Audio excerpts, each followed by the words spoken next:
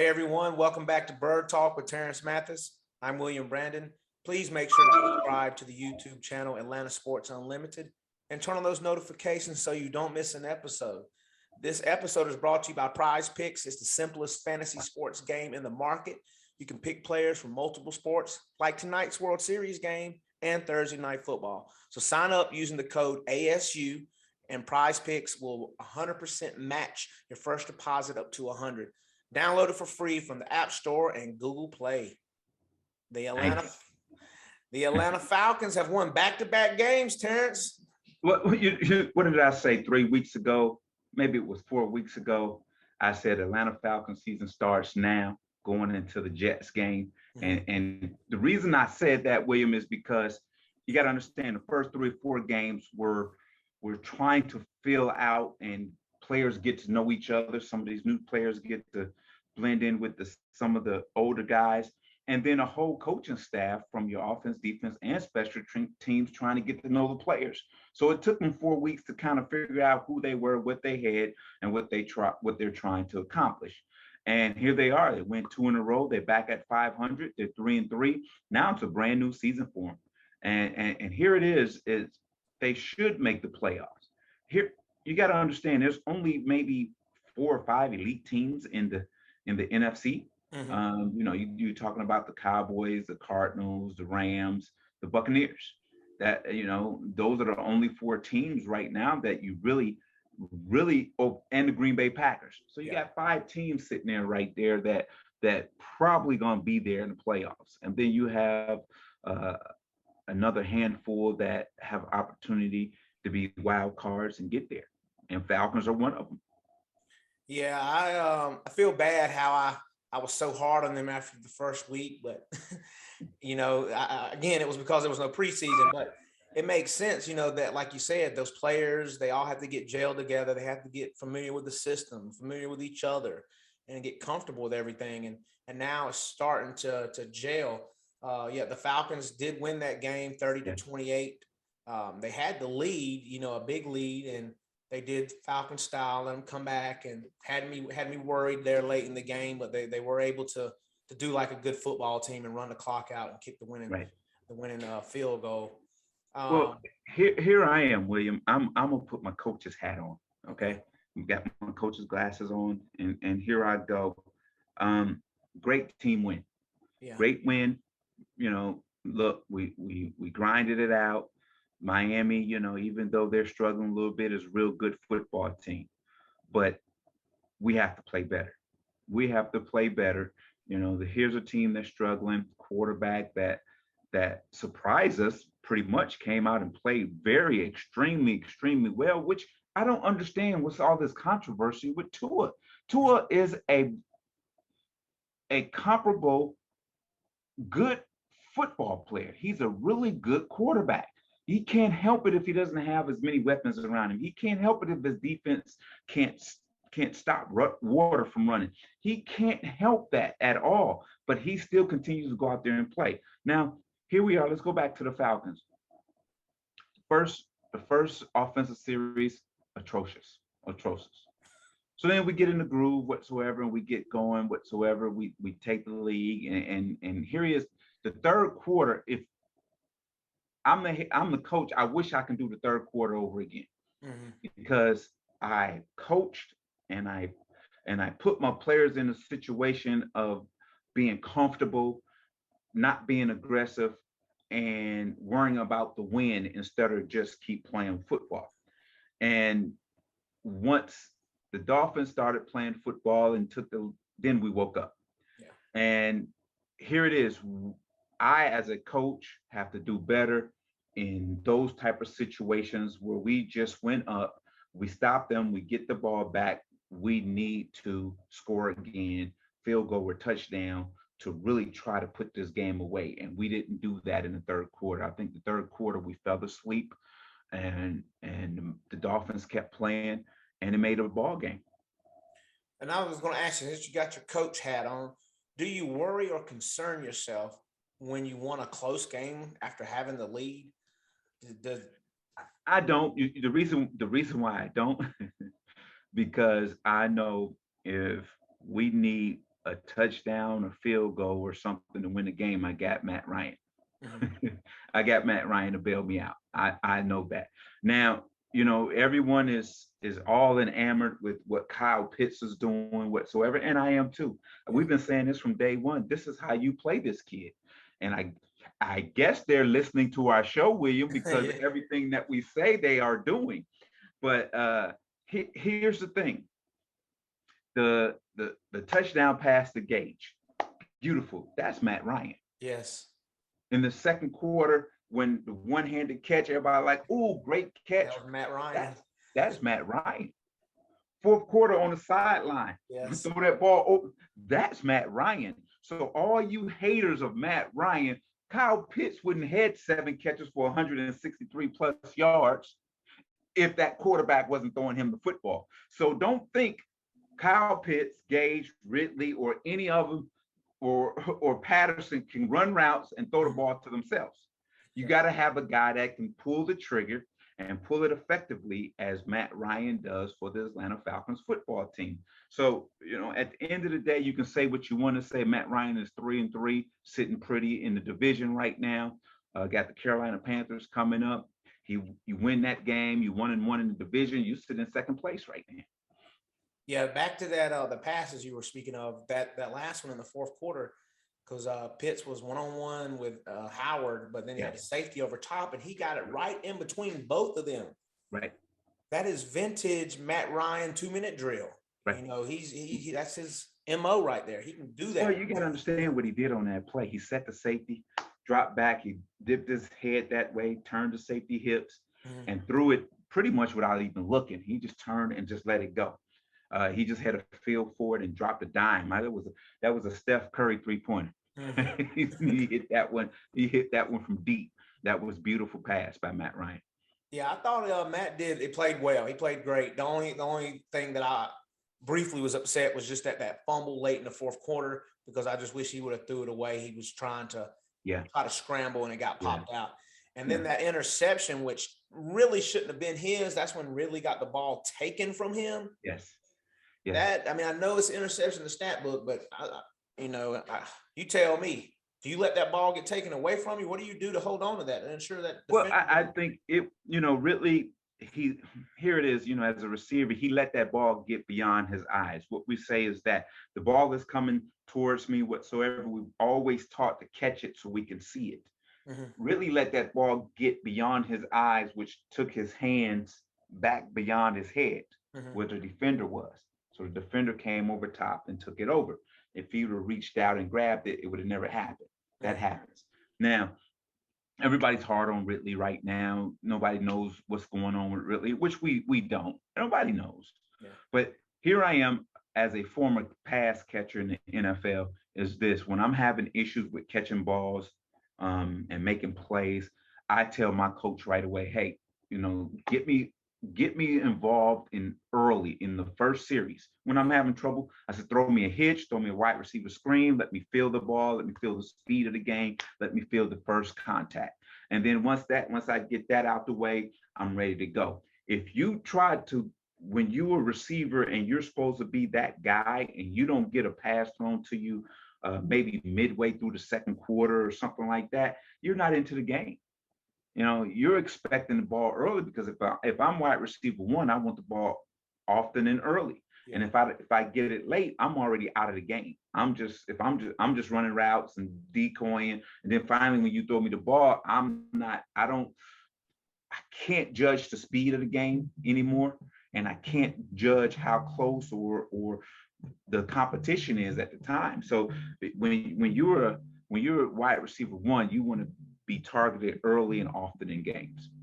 One thing I will say is that I was kind of worried that when Ridley came back, we still see Kyle Pitts getting his touches, and I was glad to see Pitts got his, Ridley, Gage got a touchdown, Patterson was getting involved. Yeah, so they were still continuing to spread that ball around. So they're starting to. It seems like they're getting more in jail with that offensive scheme that they're putting together.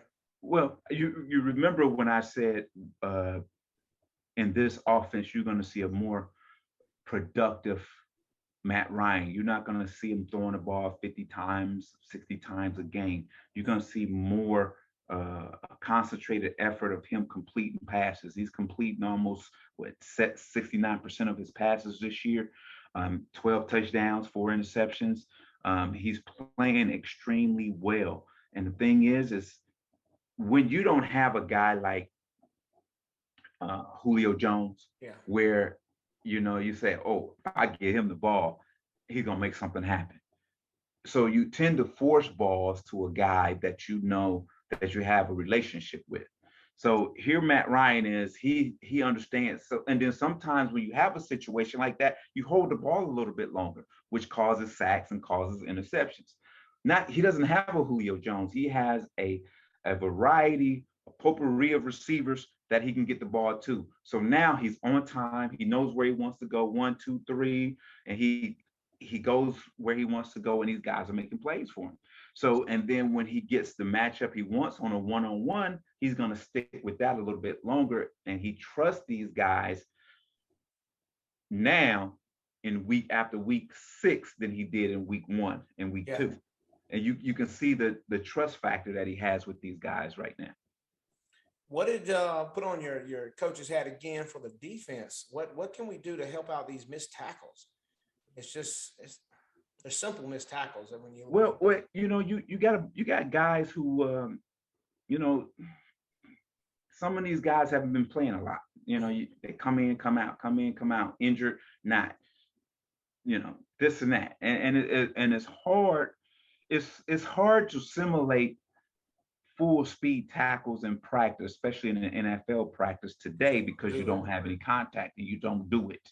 Yeah. You see what I'm saying? Mm-hmm. So you're not really going full speed and having collisions in practice. That's a no-no in the NFL now. So now when you get to the game, you just pretty much get, it's almost like, I hope I can make this tackle. Yeah. and that's the sad thing about what's going on right now. And the guys that make solid tackles are the ones that's coming 100 miles per hour and they timing it right and making a tackle. Those guys who are coming up and setting their feet and think they're going to wrap up a big running back or even a strong wide receiver or tight end, it's not happening. You got to explode into these guys. You got to stop reaching and trying to arm tackle, because that's not going to work. We had a couple of interceptions on Sunday. Jalen Hawkins and Foye, he had a big one. I will say, back to the Tua thing, that pick he threw to Foye, I think that's things like that is why people maybe question Tua, because I don't know why he threw that ball, but he threw it right to, and it was lucky for the Falcons because they were in position to go right back up and take the lead, but Falcons were able to get the interception. Well, and that's the thing, and the thing is that he's still young. You got to understand, he hasn't played in a lot of games. He's been hurt. He's been hurt his rookie year, last year. He hasn't played in a lot of football games, so he's still learning as he goes. He's still learning. If you watch the game, I think it was Sunday night, where Carson Wentz did the same thing. Mm-hmm. He's running, and he's supposed to be a veteran, and he throws the ball, flips it right to. I know it slipped out of his hand because it was wet, but he should have never attempted to pass anyway. Mm-hmm. But it happens, the Matt Ryan fumble when he should have, got down or got out of bounds and kept going. It happens, but the good ones come back like he did, like Tua did. Okay, Falcons went up, but then he comes back and takes his team and gives them the lead. But you gave Matt Ryan way too much time. You gave him way too much. You give Matt Ryan over 58 seconds to win a football game for a field goal, we're gonna win that game. Yes. He's gonna get it up there all the time. I see it. Oh yeah. For sure. I've been pleased with the offensive line. They've been playing consistently good. They only gave up 1 sack this Sunday, and they've been consistent protecting Matt a lot better than they were in those first few games. Well, in 6 games, this offensive line was only giving up 9 sacks. Yeah. That's incredible compared to what they have 3 or 4 in the first game. Mm-hmm. So imagine what they've done from week 1 to week 6. Yeah, I think it's like So two. in a 5-game span, they only really given up 5 sacks. That's incredible. As you said, the Falcons do take on the Carolina Panthers this week for the second divisional game. We did lose to Tampa earlier on, but this will be the first divisional game at home. They've played 52 times. Falcons do lead 33-19. You've played a lot of those series, so I wasn't going to go down the whole gauntlet. Mm-hmm. Which one of them stuck out to you the most when you played against the Panthers? I think it probably was the first one. Mm-hmm. We went to Clemson, played in Clemson, and we lost a close game there. And then that's when the rivalry started. And then then the '98 season when we put it on them, opening day up there, and then they came here and we put it on them. So those games there are the ones that is memorable to me. And like I said, it's an I-85 rivalry. We need to get that rivalry back. And the thing is, at the time, it was a good rivalry going on because we were so close and we knew each other, whatsoever. And here it is, this is a dangerous game for the Atlanta Falcons. They should win this game, but don't count on the fact that the Panthers have lost 4 in a row. Yeah. And Darnold has become who we thought he was. Yes. So, and then you looking over your shoulder, you hear the Deshaun Watson talk and all that stuff. So it's tough. Then you have McCaffrey hurt, and you have you have Gilmore not active yet, and so here's a team that can in 1 week can have those guys playing at a high level, and I just hope it's not this week coming. And even if they do, the Falcons need a opponent that has some winning pedigree in them. The combined teams that we've beaten, I think, only had 4 wins. Mm-hmm.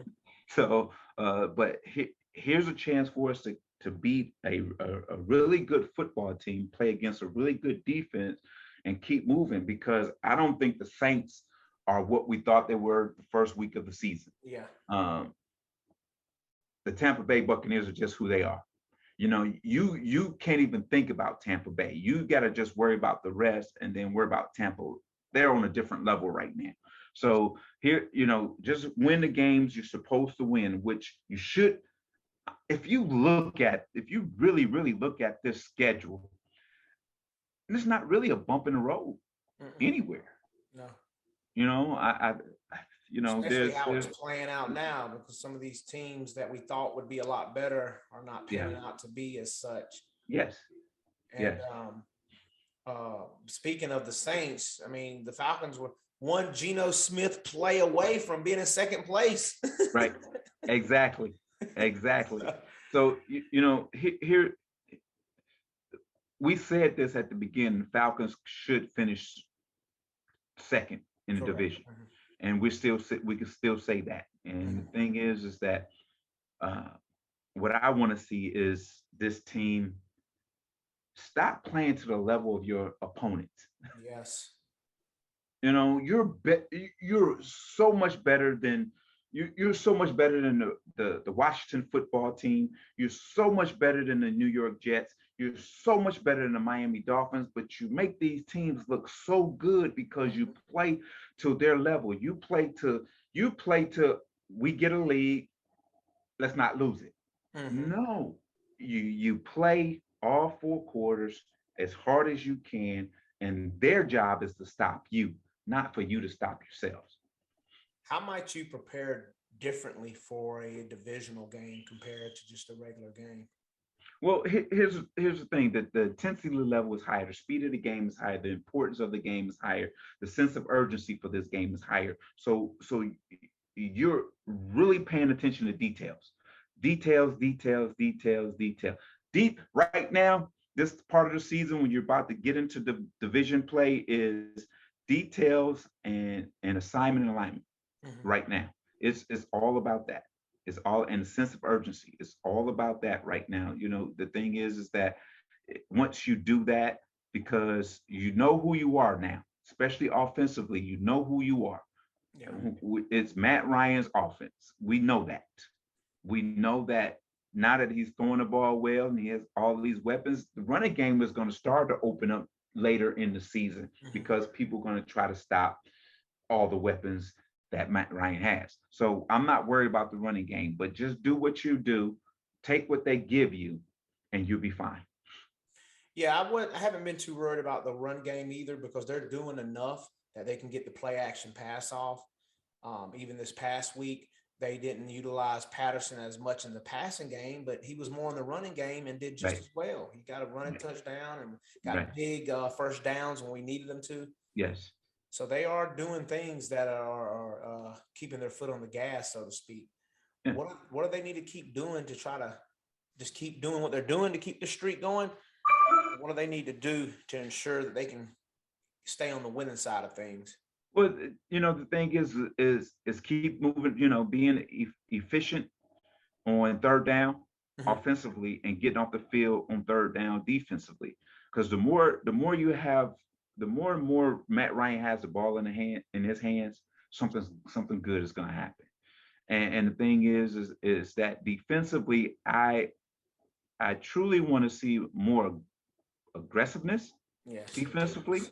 I want to see, some more zone blitzing, some things like that whatsoever. Let's use our speed on the back end a little bit more to do that.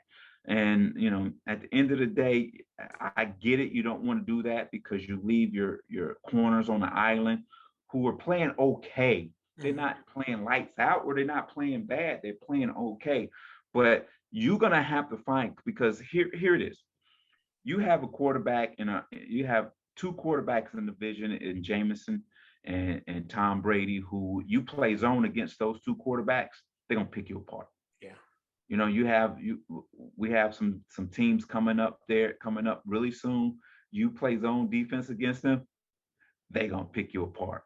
You're gonna have to get these quarterbacks off their spot, have them thinking, get them moving, have them throwing off the back foot a little bit more. I want to see that defensively, and if we can accomplish that, this team could go a long ways.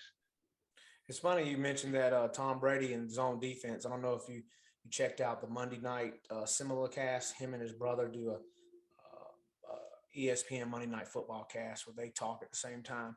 And they had Tom Brady on, the Manning brothers, and they had Tom Brady on. And Tom Brady, he just asked them, he was like, what's the coverage that people should play against you?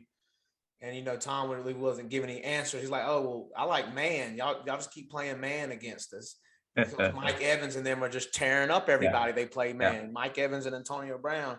So what can they kind of scheme to do? I know we got a couple of ways away to play Tampa, but they're such in a roll. You can't play man to man against those guys, and you're gonna have to disguise it a little bit. You're gonna have to play some 2-man. You're gonna have to do some things, just to take away the deep ball. At the end of the day, make them earn touchdowns. That's what you have to do with this Tampa Bay Buccaneers team. Make them earn it. If you don't give up big chunk plays to this offense and make them earn it, they may make a mistake along the way. Because I'm saying Tom Brady is playing lights out, but he may get anxious and he may get bored and try to force something in there to make a play, and we pick one off or knock one down and force a punt. But you gotta make them earn it. See if they can put together a 12, 13, 14 play drive and score. And we know they can, but let's see if they can do that all afternoon. And just to give the fans a little idea, like I said, we are third in our division, but as far as in the conference, the Falcons are number 8. Right. 7 teams going to the playoffs, everybody. Yes. And the Falcons are 8. So they're right there. And the team that's in front of them is the Minnesota Vikings. So the spot is attainable. And they got the Saints at 6. But again, both of them, like you said, it's very probable that they stay on this course and win those games that they're supposed to. Because after Carolina, we do travel to New Orleans. That's going to be a tough one, always in New Orleans. And then we go to Dallas. So that's going to be our first competition that you want to see. Yeah. We're going to play a tough competitor. Right. And then after that, it kind of got New England, Jacksonville. Yeah. So, you know, we've got a good chance. Yeah, we got a real good chance. You know, you win. Here's the thing, and we talked about this early on. You should beat the Saints twice and Carolina twice, and you split with Tampa Bay. Yeah. I said that from day one.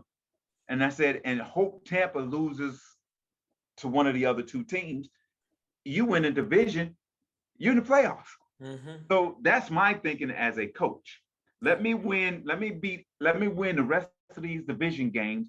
Okay, and let me sneak a few of these that I should win, like the Cowboys and a team like that, and beat some of those teams. I have a chance to get a first round home game. And that's what you want. I wore my blue today for the Braves, so they are in the World Series. Hopefully they can pull it out and bring a championship home. What do you got for us at the end of the day, Terrence? You know what? I always say I don't have much, then something comes to me. But for this time, I really don't have much. Here's the only thing that I have is, and I've said this before last couple of weeks. You know, we all are on social media, and we all read what people say and what people think, and whatsoever. And here's my thing. Your opinion and what you think is what you think. My opinion and what I say and what I think is what I think. And your opinion is not right or wrong. Mine is not right or wrong. To yourself is your truth, and you feel that is right. So be it. But if I don't agree with you or someone else doesn't agree with you, don't make them wrong. You know, it's one of those things. We all have our opinions. You know, a lot of people still, don't like Matt Ryan. I feel that he's the most underrated quarterback and disrespected quarterback in the NFL, along with this Atlanta Falcons organization. And that's the way I feel. At the end of the day, we have our opinions, and just, be kind to each other. That's all I say. What do you gain for it takes a lot of energy to be ugly and disrespectful and just downright evil. Be kind to one each other, respect each other's opinion, and keep it moving. Just say, here, I respect your opinion, but this is how I feel about it. Yeah. There's nothing wrong with that. Nothing wrong with that. Do that, and I promise you'll feel better, and you'll get more blessings in your life. There you have it, everybody. Please make sure you subscribe to Atlanta Sports Unlimited and turn on those notifications so you don't miss an episode. Let's go Falcons. Let's go Braves. Everybody have a good week. Yes, sir.